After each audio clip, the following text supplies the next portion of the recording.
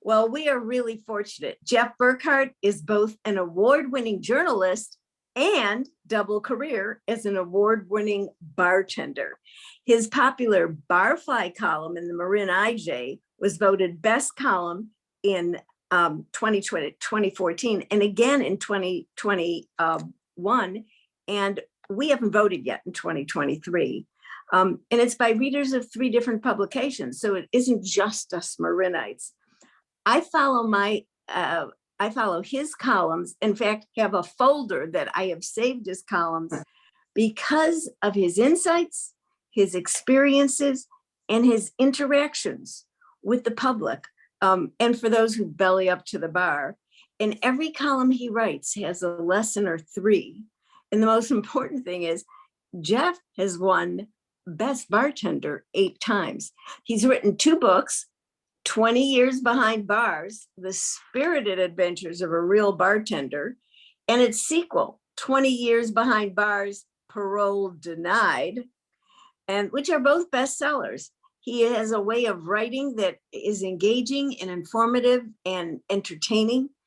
And he's also a triple threat because he's spoken to groups all around the Bay Area. And today, Jeff gets to add Golden Gate Breakfast Club to his resume.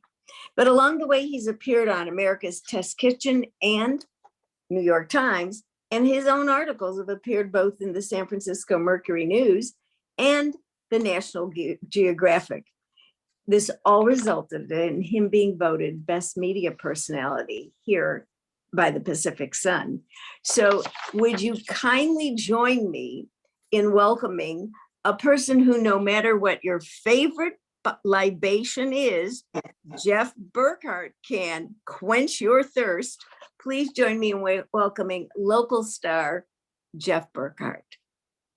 Wow, that's quite the introduction there. So yes, I am Jeff Burkhart. I am the Barfly columnist primarily for the Marin IJ. I was voted best columnist in California last year by the California Newspaper Publishers Association, which if anyone has any idea, there are almost 800 newspapers in California. So that's quite a big deal. That's larger than some countries. So that was quite a big deal for the IJ, first time ever, or second time ever. Both times were my column. I'm also an award-winning bartender, just voted again. So I'm now nine times best bartender in the North Bay, whatever that means. But I'm not here today actually to talk to you about any of that. I'm here today to talk to you about James Bond, or more importantly, about what James Bond drinks. So if we're going to talk about James Bond, I think it's important to get a little atmosphere. So I'm going to dress up for you this morning and put on my best tuxedo. I've been tending bar for, about 30 years now, and pretty much every other day, someone comes up to me and says a particular phrase. I think they believe it's an homage, but it often comes across as a parody. I'm sure you know what I'm talking about. If I'm talking about James Bond, it can be only one phrase. So say it with me now, if you can. It's shaken, not stirred. And so the idea is that everyone who says this phrase thinks that they're saying it for the first time and think they're being enormously clever. So I've been doing this job for about 30 years. And that happens to me, like I said, pretty much almost every week, which means that I've heard that phrase at least 3,000 times. And of course, like I said, everyone thinks that it's the most original thing ever uttered. But that's not really the case. But it's not really the fact that James Bond drinks martinis that's so important. It's how he drinks them that is, because it's really about style. And in the cruelest of ironies, it's really style over substance, because a modern day martini drinker would be quite shocked to get what an actual James Bond martini is, especially any of the variations served to Sean Connery in the movies. In the very first Bond movie, he gets 2 different martinis. One made by the villain with a lemon peel served in a port glass, and one made with a lime served by a butler in a tumbler.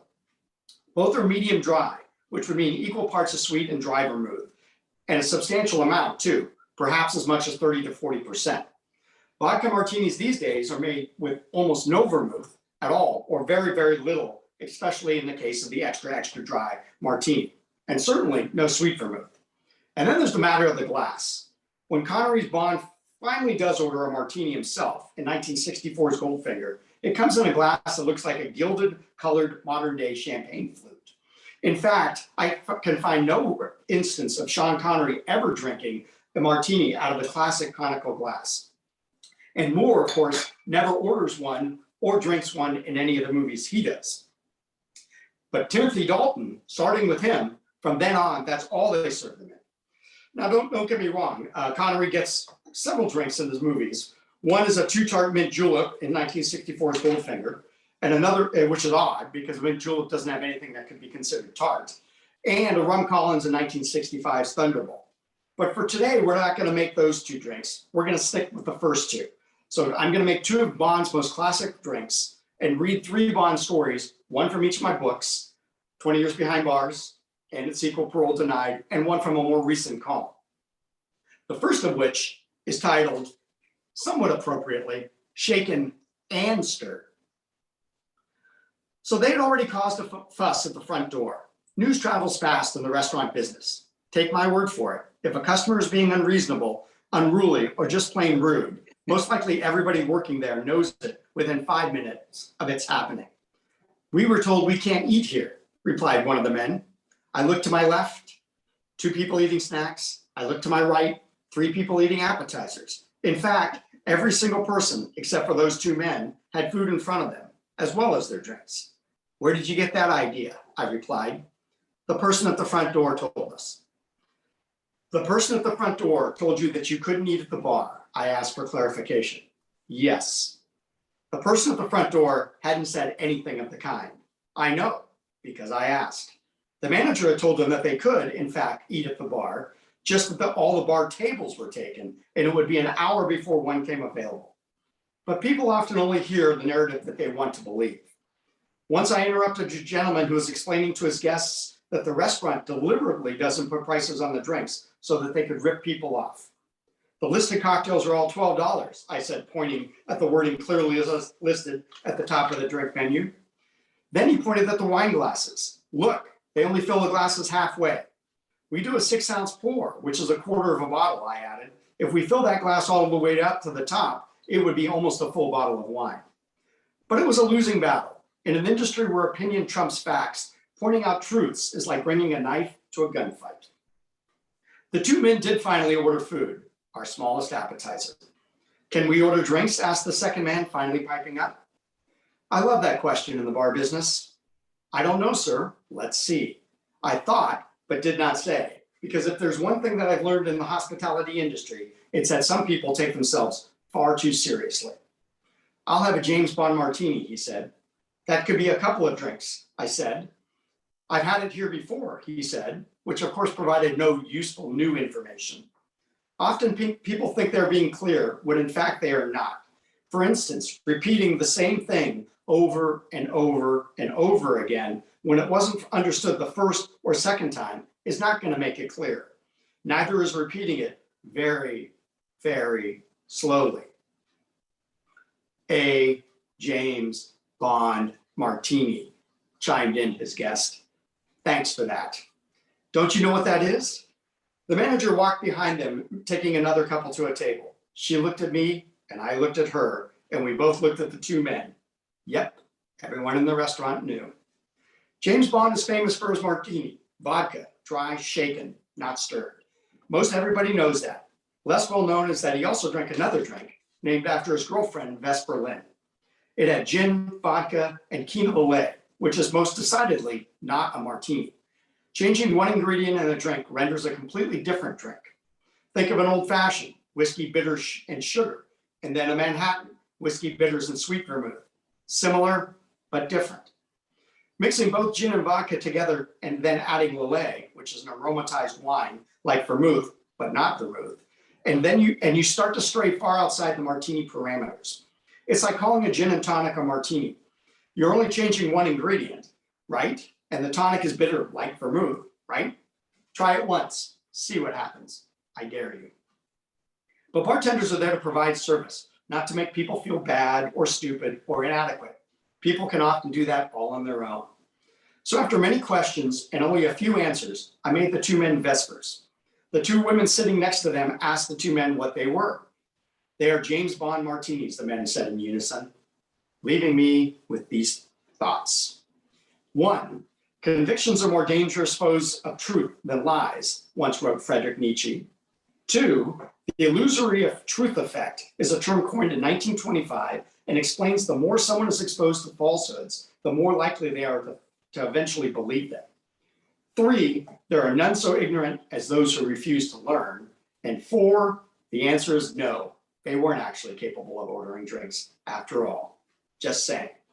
So I'm going to start off by making a Vesper martini, just to give you an idea. And I'm going to update a little bit because the original Vesper would have been 3 parts of gin to 1 part vodka, which actually wouldn't really work in this day and era because the definitions for vodka have changed and the recipes for gin changed. So gin has generally moved up in proof and down in juniper quality. Vodka has basically stayed the same, except they can add more additives now.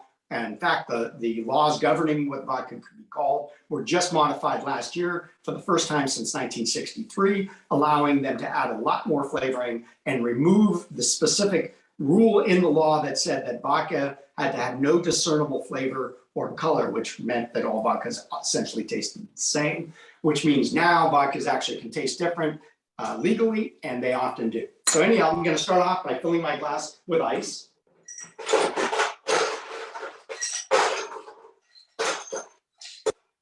And like I said, I modified the recipe and I'm going to use a couple local products. These are Alamere Spirits, which is a company right here in Nevada where I live. One is a London Dry Gin, which is this, and one is a French Wheat Vodka. They are the people who used to own Le Garage, which we talked about a little bit before we went on air. And now they own Zalta and Alamere Spirits. So anyhow, it's 50-50 vodka to gin. So 1.5 and 1.5. And then we're going to add, instead of Lillet, we're going to add orange bitters. One of the reasons for that is Lillet is still made, but it's not Quina Lillet. Quina Lillet meant bitter Lillet. And what they've done now is they've removed not only the name Quina, but the quality of Quina from Lillet. So Lillet tastes more like vermouth and less like it originally did, where orange bitters has that bitter flavor, plus a little bit of the orange. So a couple of dashes of that. This is King Floyd's, also here in Nevada. Nevada is a hotbed of distilling this nowadays. And we're going to do what? We're going to shake it, not stir it, of course. And then we're going to strain it into our martini glass. And then we're going to garnish it with a lemon zest. Now, the important thing about a zest is to take something like a potato peeler, and you want to peel it. You want to peel it so that what you end up with is the yellow part of the lemon. You don't want any of the white part, which is the pith. The pith is very, very bitter. Well, peel is not bitter, it's bright. And what you do is you twist it, a little bit of the oil comes out, and you rim the glass. By doing that, it's a much more approachable, much more aromatic drink as opposed to a bitter drink. So that's true of all fruit. If you're going to zest any of these fruits for cocktails, it's best just to use the peel itself and not the pith.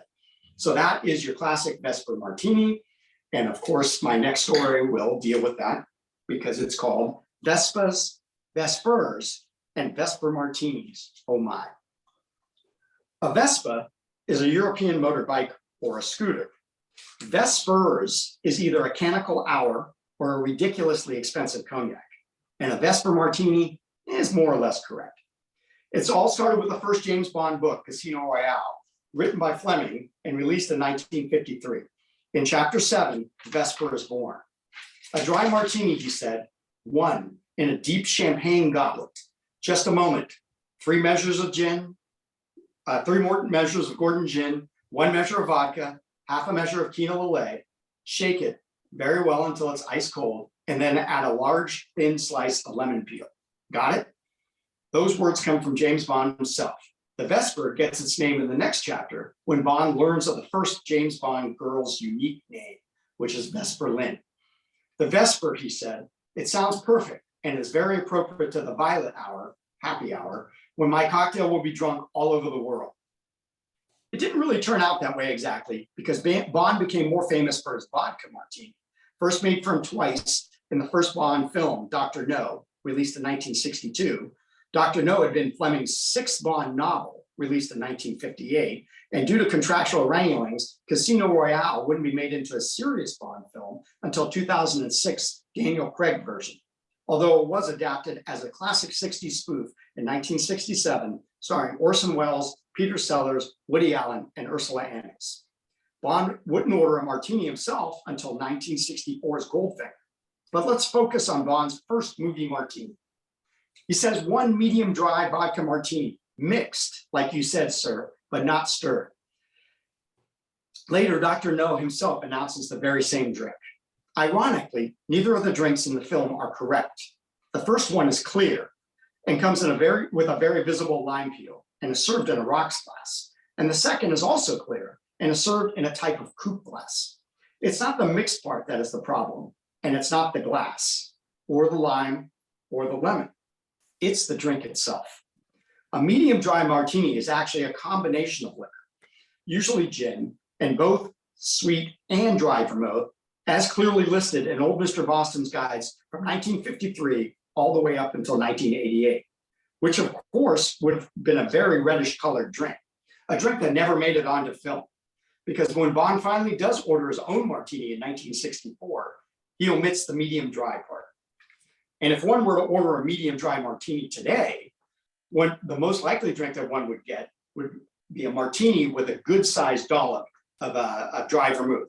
Almost no bartender anywhere would ever add sweet vermouth, which is doubly ironic because of the movies and the books and the fact that most vermouth makers, especially local ones, make quite a delicious product as opposed to the ones that would have been used for the Bond movie. So at any rate, if you combined all of that or mixed them, as he said in the movie, it would make Bond's original martini especially delicious. However, with that thought in mind, and I hope you enjoyed the Vesper thing, but the next one we're going to make is that medium dry vodka martini. And you'll see very quickly why it never made it on the film. So first thing we're going to do is fill the glass again. Take a little bit of a liberty here because I'm not going to actually make it properly, completely, so you get a sense of what I'm talking about. So we're going to use London Dry Gin. And for those who don't know, London is a quality indicator of gin. It's not just a name, it's not a style. Dry is a style. So London has a legal definition, which makes it different than other gins. Essentially, there are three types of gin. There's a compound gin, there's a distilled gin, and there's a London gin. A compound gin is essentially taking a product like vodka and infusing it with botanicals like a tea bag. So if you think of that as a tea as opposed to a distillate, that's different. The next step up is a distillate. So it's distilled gin where they take all those essences and they distill it with the spirit, which kind of locks everything in place. And then finally, London is the top style, which uses only all natural botanicals to do that. So the irony is, if you think of something like Hendrick's gin, it's neither a distilled gin nor a London dry gin. It would be, technically speaking, the lowest quality type of gin, as opposed to something like Gordon's gin, which is a London dry, which would be the highest quality. And if you look at the price difference between something like that, Gordon's is about $12 and Hendrick's is about $40. So there's a huge difference when in actuality, the quality is swapped. So there's a huge difference in price versus quality in that regard. But one of the things about liquor is you've got to be conscious of the advertising versus the truth, because almost everything that is pushed forward in the liquor industry is a product of advertising and not a product of truth. So when you look at a product label, for instance, the idea is you really need to read carefully because you might not be reading what you think you're reading. And there's a great example out of Alameda called Hangar One Vodka, where they make a product called straight vodka, which sounds like regular vodka, which by and large are all the same because of the laws regarding it. However, straight is not a designation for vodka, but what that actually does is it moves it into the flavored vodka category, which then means it can be just about anything they want it to be. So if you were to compare something like that to something like this, it would not be an equal comparison because they're completely different products. So that's just an example of that. So anyhow, back to the martini. Of course, we're going to use vodka because that's what James Bond drinks. So martini is about 2.5 ounces of booze, which is always important when you look at the back of your driver's license renewal and they compare one drink to another drink. One mixed drink is equal to 1 glass of wine, which is equal to 1 beer. Totally not true, because a martini itself has juice shots in it. So if you were to compare a martini to a beer, you'd be way off. And then you consider that they're talking about a 12-ounce beer and a 4-ounce glass of wine. The 4-ounce glass of wine is 12.5%, which is virtually impossible to find in California at this point. They're almost 14.5 and up. And then if you compare it to beer, they're talking about 3.5% beer, a 12-ounce, 3.5% beer. Again, very hard to find. Most microbrews hover in the high 5%, and you get a pint. So you start looking at that comparison and you think a vodka martini is actually 2 drinks. So remember that. So anyhow, so we've got our 2.5 ounces of vodka in. We're going to put our dry vermouth in, 1/2 ounce, and we're going to shake that as well. Because of course, James Bond drinks is shaken, not stirred. And you'll see immediately that what we get is a perfectly clear drink. So now remember, the medium dry drink is what he actually had. So this is sweet vermouth. We're going to add 1/2 ounce of sweet vermouth. And look at that. Not even close to the drink that James Bond drinks. So that leads me to the final story, which is called Is More Better? Now, one thing to remember is Sean Connery was famous for the drinks, and the drinks were already famous by the time Sean Connery came on screen. Roger Moore himself never actually orders a vodka martini in any of the James Bond movies. He does order one in the TV show he did called Simon Templar, but that was an entirely different secret agent. So anyhow, this is one of my favorite stories. It's called Is More Better? So the first time we met Roger Moore as James Bond, it was nearly 8 minutes into the 1973 film Live and Let Die, the 6th installment of the Bond film franchise. Moore was my generation's James Bond. The super secret agent 007 is an adolescent male fantasy after all, and the 70s were my adolescent years. Shapely vixens, super gadgets, cars, guns, and action. What more could a prepubescent boy want? In the first scene in Live and Let Die, this new Bond makes his boss, M, a latte, or was it a cappuccino? Whatever it was strangely prescient of the future. One thing for certain, Roger Moore was no Sean Connery. Gone with the Aston Martin, the vodka martini, the world-conquering supervillain, and Connery too, although all would later return. Instead, we were treated to shiny chromed American cars, bourbon and water, and drug dealers, all as American as apple pie. It really was the dawn of a new era. Moore doesn't even get to finish his introductory spiel, Bond, James Bond, in the film. Names is for tombstones, baby, says the bad guy. Indeed, the 70s were going to be different. Now, classic is a term that gets bandied about a lot these days. Classic cars, classic movies, classic cocktails. The problem is that classic is relative to the person in question. For instance, if you grew up in the 60s, a classic Manhattan would have been made with Canadian whiskey. If you grew up in the 70s, probably blended whiskey. By the 80s, it would have been bourbon, the 90s, most likely Tennessee whiskey, and in the newest millennia, almost certainly rye whiskey. Which brings us back to Moore's Bond. Our hero was talked into ordering a Sazerac in Live and Let Die.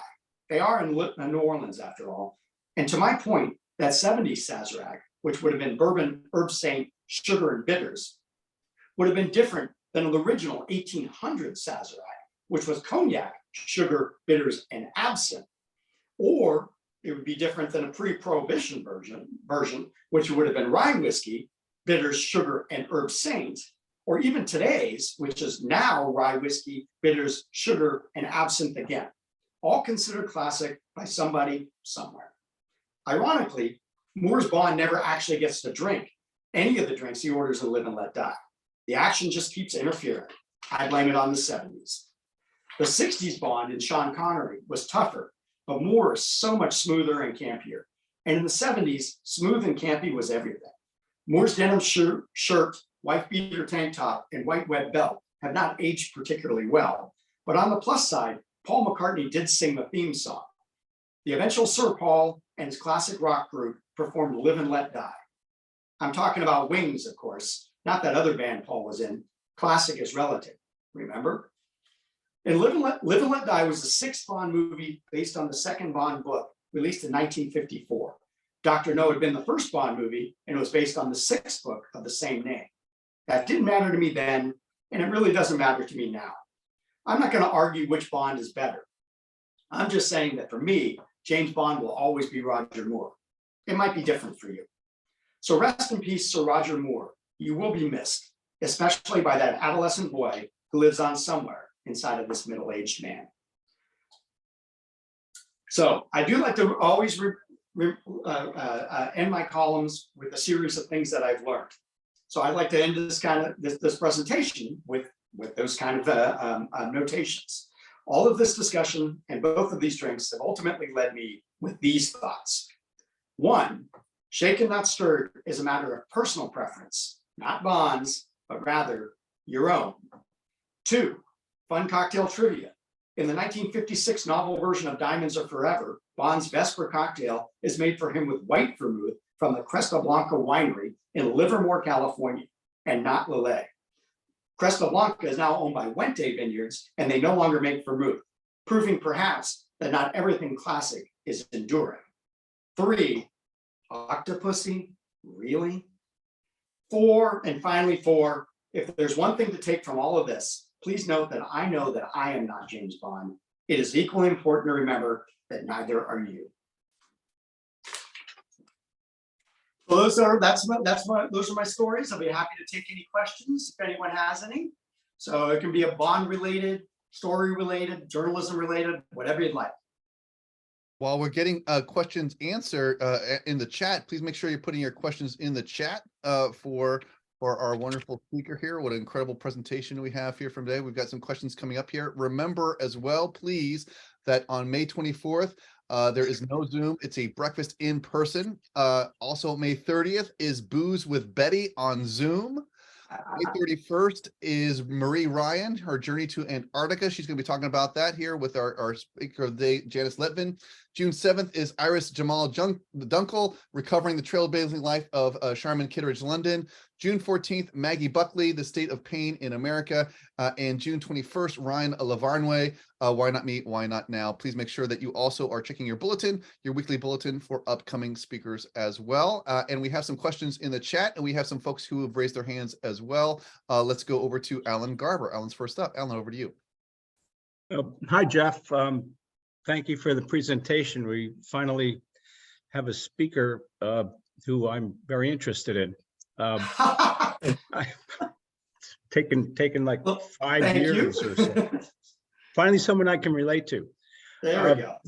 Jeff, a couple of comments. One, I drink classic, basic London dry gin martini, but I like it on ice with a lime wedge because I don't care for olives.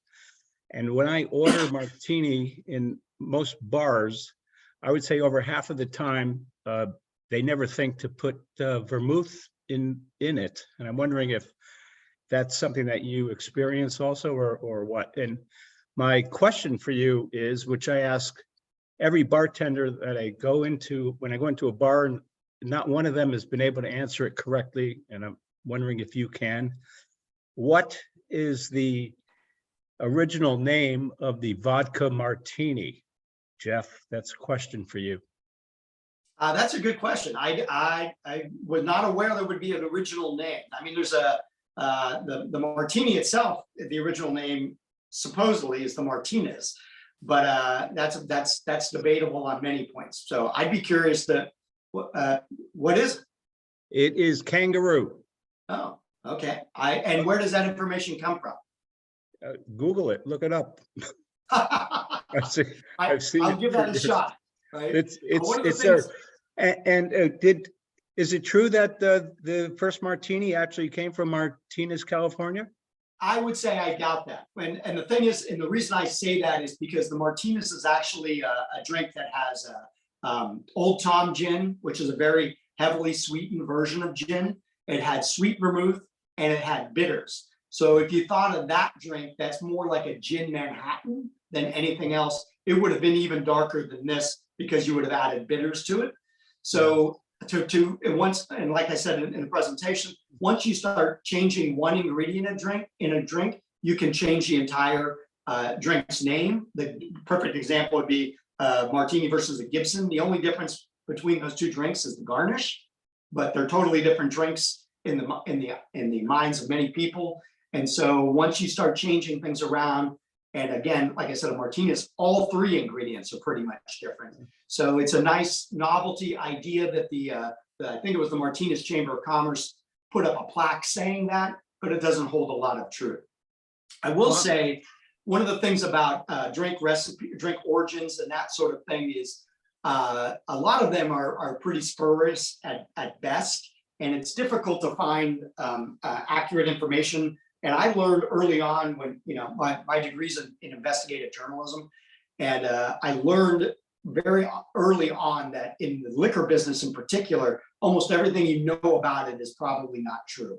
And the reason that is most of the journalists who do it do very little research. My favorite example of that would be the Mai Tai. When I first started writing my column about 14 years ago, anywhere you looked up the word Mai Tai and people would explain what that meant, they would say it meant out of this world, which was Tahitian, right? And I thought that's pretty peculiar that a drink invented in the 50s or 40s would have been referred to by people that have been around for thousands of years as out of this world. Just the very notion of that struck me as odd. So I did what any investigative journalist would do. I went to the San Francisco Library, which was the only library that had a Tahitian to English dictionary, and I looked up Mai Tai. And of course, it doesn't mean that. It means good. It doesn't mean anything more than that, just simply good. So that's the kind of thing you got to take into consideration with that. Now, as in regards to what you're talking about with martinis, yes, the fact of the matter is nowadays, if you order a martini, the likelihood that you're going to get any vermouth is very small. One of the reasons for that is most, especially dry vermouth, this is considered a good dry vermouth, and it's not very good to begin with. So dry vermouth is almost always deliberately oxidized, which in the case of wine, is a flaw. If you had oxidized wine, you'd send it back and get your money back. And then furthermore, again, this is wine, and most people store this in their cabinet over there. And I would be willing to get that probably 50% of our audience has a bottle of something like this that's at least 3 years old.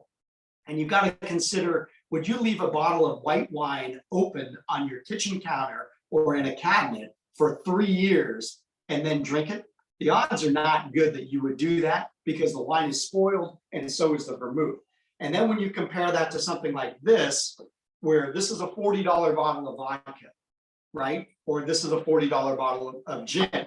If you want to flavor these two products with this $4 bottle of vermouth, that doesn't make a lot of logical sense, but people do that all the time. In the beginning, when the martini was originally invented, it was the other way around. Vermouths were actually very high quality. The quality of the spirit was bad. And so the idea is you were adding a premium French wine, or in some cases an Italian one, to offset the negative effects of that poorly made distillate.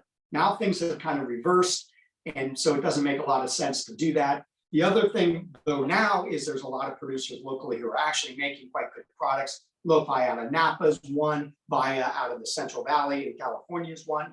Sweet vermouths like Carpano from Italy is outstanding. So there's a lot of premium products now. So the idea would be to go back the other way, but the large ocean liner of the restaurant industry is slow to turn. And so it's gradually going that way. But again, it gets back to that classic relative thing.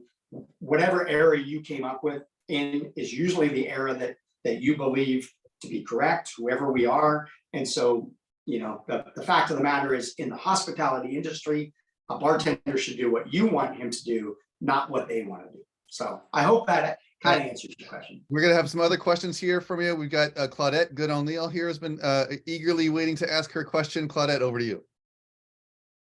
When I was first starting to drink, Somebody told me that a Gibson and a martini are the same for the exception of olive versus onion. Is that true? Yes, it is true. And Charles Dana Gibson, who was an illustrator, is famous for lending his name to that.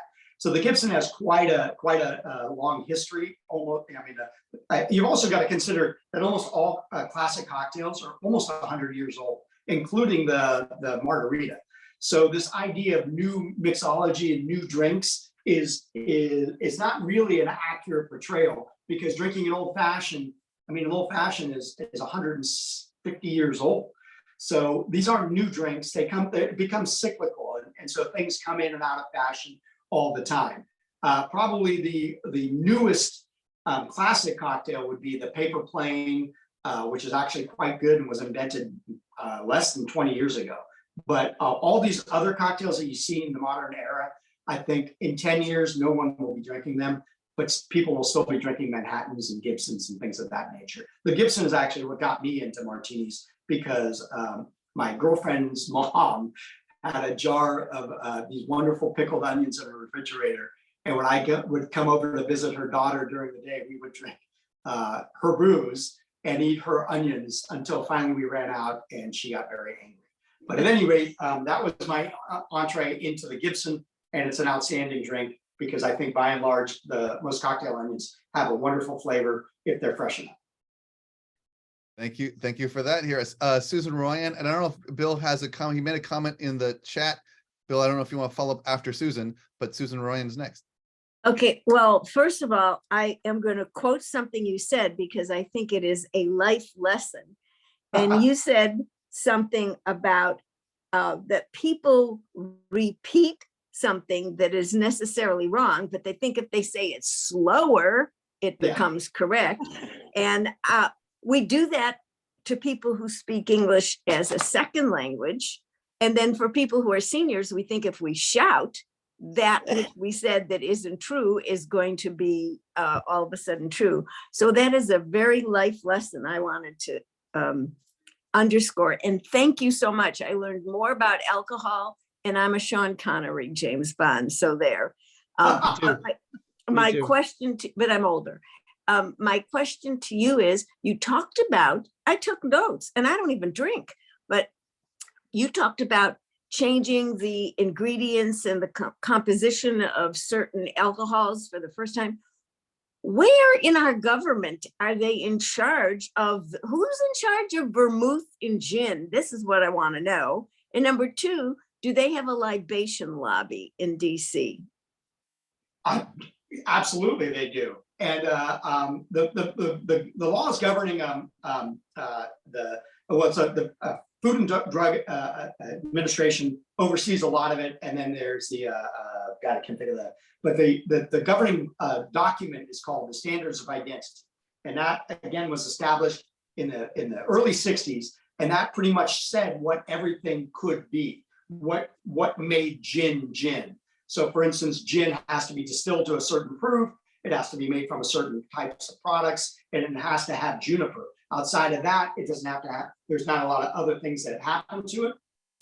Vodka, and that's one of the questions that particularly with vodka is that, you know, people always want to argue that vodkas are different, but why are they different? And the idea is that vodka is distilled up to 190 proof, which is actually the highest proof you can distill anything to. And when you distill it to that proof, what you do is you remove every flavoring component in the product.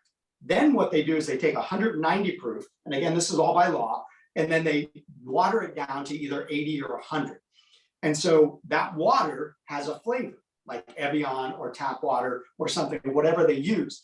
And that becomes the flavoring component of most vodkas. Then they can add some ingredients. They add citric acid, sugar, and glycerin, all which sound relatively benign until you realize it's high fructose corn syrup, which is what they call sugar. And then there's a glycerin is propylene glycol, which is actually antifreeze. And then finally, it's crazy. And then citric acid, which sounds like citrus and often is made from citrus, but not in the case of food additives.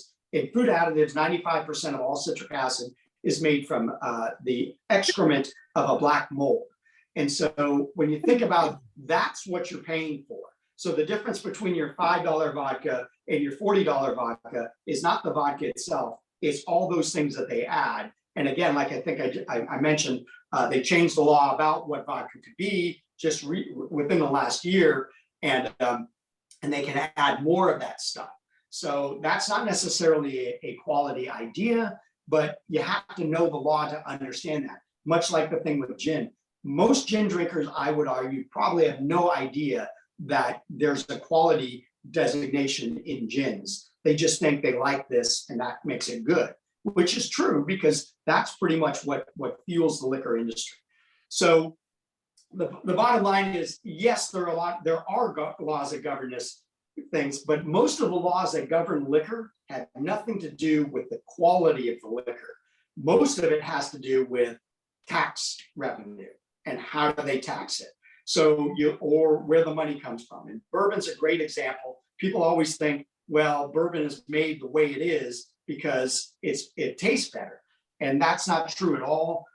Bourbon is made from corn because corn is very inexpensive, but primarily flavored with rye.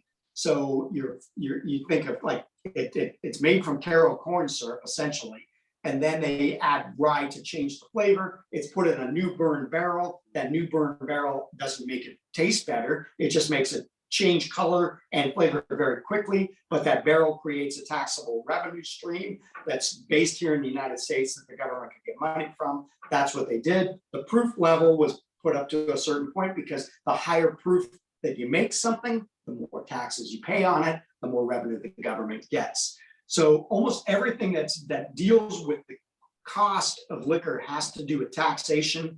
Almost nothing has to do with quality. Almost all of the laws are lobbied for. Just recently, Jack Daniel's, which is the largest producer of American whiskey in the world. If you think of Jack Daniel's sells more whiskey. Let's put it this way. Jack Daniel's sells 3 times as much whiskey as the rest of all whiskey producers in the United States combined, 3 to 1.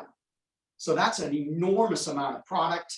And the idea was that Jack Daniel's just lobbied the government in Florida, got them to change, or in Tennessee, excuse me, change the laws that Tennessee whiskey now by definition is the definition for Jack Daniel's whiskey. They made a few exceptions because they grandfathered some in, but that was never a law before. It is now primarily due to the lobbying of Jack Daniel's. So there's your answer. Wow, thank you. Comprehensive. Bill Buchanan, you had a comment in the chat. Did you want to follow up on your comment in the chat, Bill Buchanan? Yeah, Jeff, thanks for carving out some time for us today. This has been fascinating. But when I read your columns, I get the impression that you have a background in psychology. Mainly because of the way some of these people act when they get a couple of ounces of booze in them. Has any college or university awarded you an honorary degree in psychology by chance? Not yet, but I keep sending them bottles of booze in the hopes that they will. So I always, I get a lot of letters actually from psychologists. I have several who write me almost every column. And the thing is I've learned by practical application of some of these things. And you realize, a lot of times people say things and do things, and you need to figure out what their motivations are. And in my business, I don't have a lot of time. I don't have a 50-minute session to figure out where someone's coming from. I have 10, 15 seconds to determine several different things. And some of them are quite important, right? Whether or not someone's already been drinking, how old they are, and then we get into the customer service aspect. And you realize very quickly, if you're going to be in this business, that sometimes just shutting your mouth and listening will tell you everything you need to know. And the other thing is you can't change people. You can't make them do what you want them to do. You can only react to what they do. And it's in your reaction that you can change. So one of the things that's a great thing is when people get angry at me, which they do sometimes for the strangest things. I had a great incident talking about, this woman was standing 4 people back in the bar and she covered her mouth and whispered at me. And I looked at her and I said, ma'am, I can't hear you. I mean, now I can't even see your mouth so I can't even determine at all what you're saying, even by looking at your lips. And she just essentially did the same thing 3 or 4 times until finally I said, come over here. And I said, I cannot hear you. And she got upset at me because she said, well, I don't want to yell. And I'm like, well, in an environment like this, if you want to be heard, or an environment like a bar, you have to yell.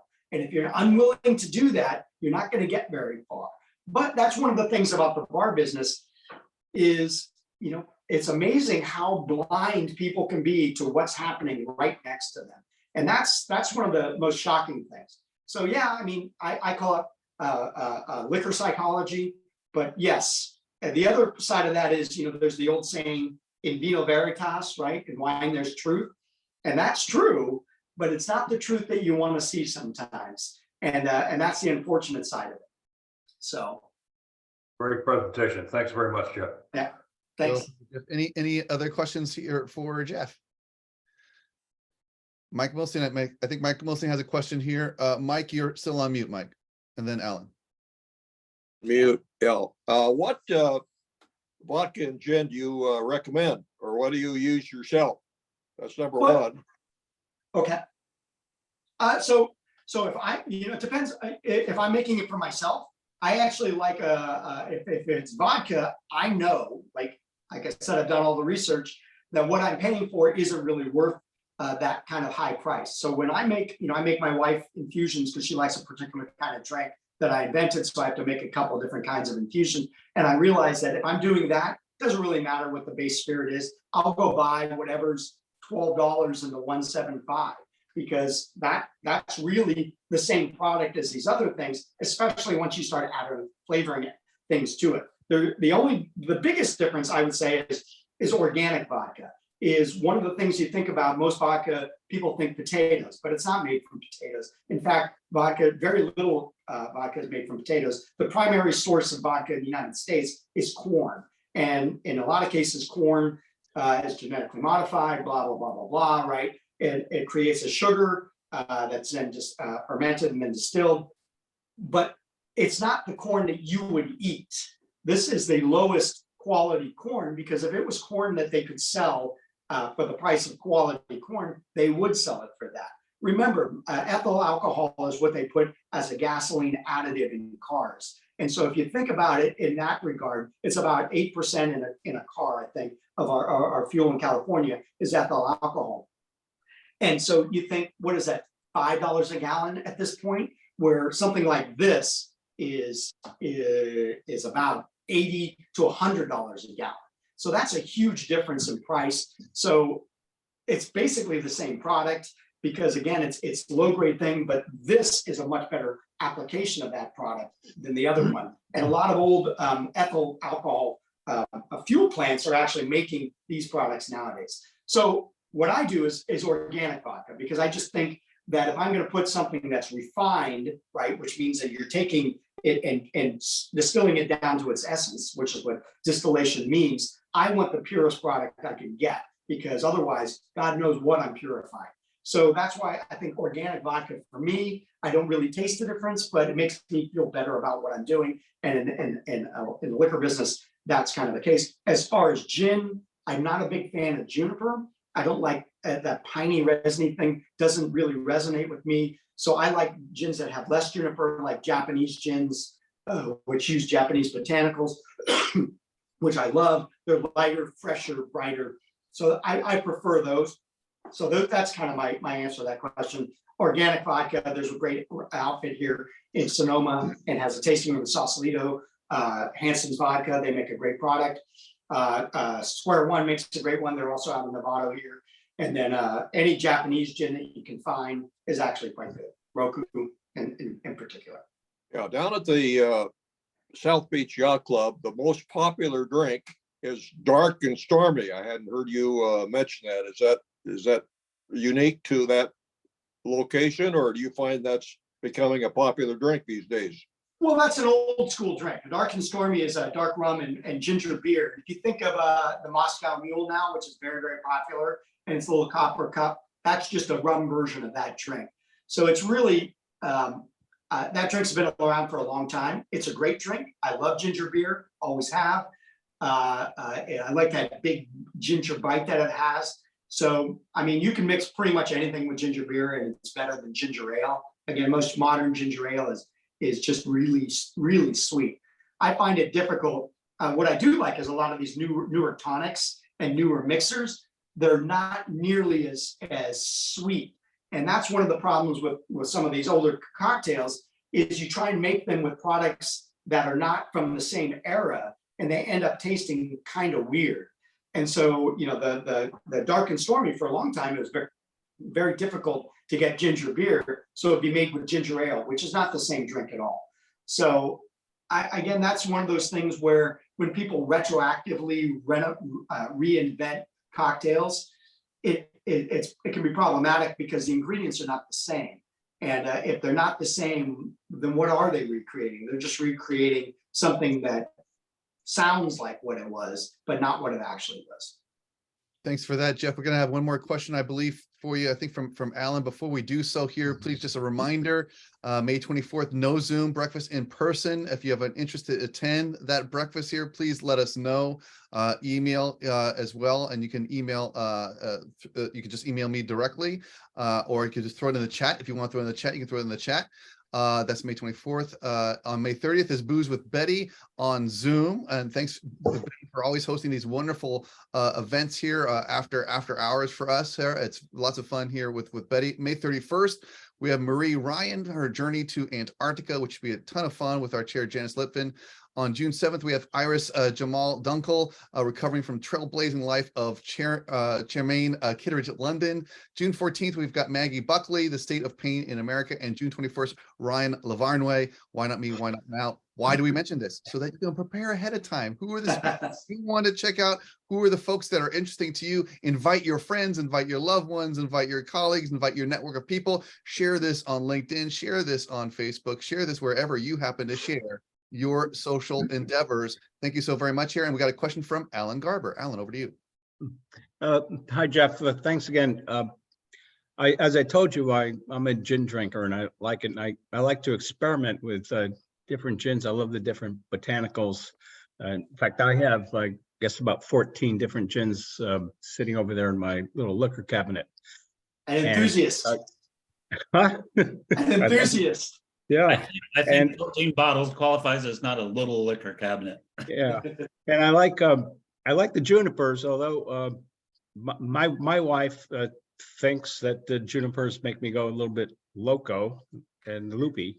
And I'm wondering if you have seen that at all. And my last and most important question is, where exactly do you bartend? I'd like to come and visit you and have you make me a cocktail. Well, I'll answer the last question first, because with an agreement through the IGA, I'm not supposed to tell you. But I will say a simple Google search and you'll be able to figure it out pretty quick. And it's in Southern Marin. Let's put it that way. So on the other side of that other question of yours is, it might not be the juniper in the gin. It might be the proof, because gin is quite a bit stronger than vodka. And not a lot of people recognize that. That typically gins can be all the way up to almost 100 proof. So 94.6 seems to be a number that a lot of them like. That's like the difference between regular Bombay in the white bottle and Bombay Sapphire in the blue bottle is about 14 proof, which is quite a bit. So that's quite a bit more alcohol. That's 10% more alcohol. And the thing about distilled spirits in particular is that since they're absorbed through the stomach and not through the intestines, they go right into your bloodstream. So the purer the product, the faster it's absorbed. So the higher the proof, the faster it goes into your bloodstream. So it's kind of a double whammy. So if you're talking about 10% more, it actually reacts to your body like 20% more. And then that's quite a bit. You look at like a gin martini, if that's what you're drinking, instead of 2 shots of the equivalent, because 2.5 ounces in a martini, instead of that equivalent in vodka, with gin, you're actually looking at more like 3.5. So one gin martini is pretty much almost 3 drinks. So that's a considerable difference between vodka and gin. And so that's one of the things. Juniper, of course, is a toxin too. but there's so little in it and there's so many other toxins in vodka that's not what's making you crazy. There's the old joke in the bar business, and it's apocryphal for sure, but it's does gin make people mean, or do mean people drink gin? And so that's kind of the argument there. I'm not quite sure where I come down on that, because it's just a funny little yarn that I've heard. Well, I So, love that. At any rate, the big difference between, like I said, gin and vodka is it's quite a bit stronger. And that's And I the love- same with bourbon too. You can't make a comparison between a vodka drink and a bourbon drink, because you're getting a considerable amount more alcohol. And nowadays with bourbon in particular, where they're introducing high proof bourbons as high as 130 proof, which is Right, obscene. That's an enormous amount of alcohol to consume in one sitting, especially if you're drinking a Manhattan. 130 proof Manhattan, I mean, that's 4 drinks. That's an astounding amount of booze to put in one glass. So that's, I love that blue bottle though. what's that? I love that blue bottle. Oh, the sapphire? Oh, yeah. Yes. Well, I mean, it definitely gives it a bite for sure. Yeah, but And it's interesting, the thing about gin, unlike vodka, is they're all wildly different, because you can vary the proof, you can vary the base product, which means very it different. doesn't have to be distilled up to that proof. So you're actually getting some of that flavoring, and then you can vary the amount of all of those things that you put in. So it's quite the range for vermouth or for gin is much wider than a lot of other products. Right? That's why I have 14 of them. all right, Yes. we got one more question here. I believe we have one last question for the day. It's going to come from Claudette Good O'Neill. One more question from Claudette. Over to you. This is a quick one, but when I go into a bar and order a martini, I'm often asked gin or vodka. So Yeah. how do I get the one with both in it? Well, if you order the Vesper, any bartender who knows anything would be able to do that for you. It's going to have a little bit of Lillet in it, but that's going to be a fine drink. If you wanted to order a vodka, one with vodka and gin, you'd say, I'd like a martini with vodka, 50-50 vodka, gin, and no vermouth, or with vermouth, however you want to. The thing about ordering something like a martini or any drink is more proper information is best. I get that all the time. People say a martini, and then I have to ask, well, what kind of martini do you want?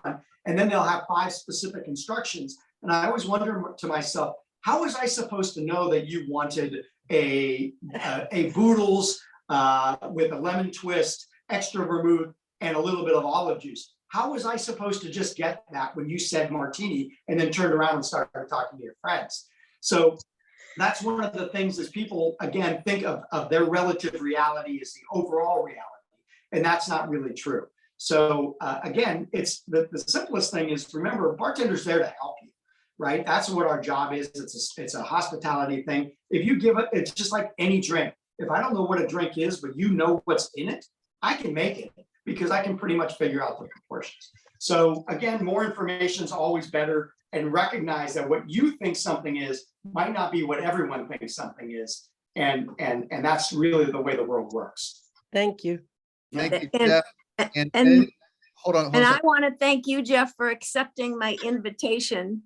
And so many of the things you say are life lessons. What you think is not what everyone thinks.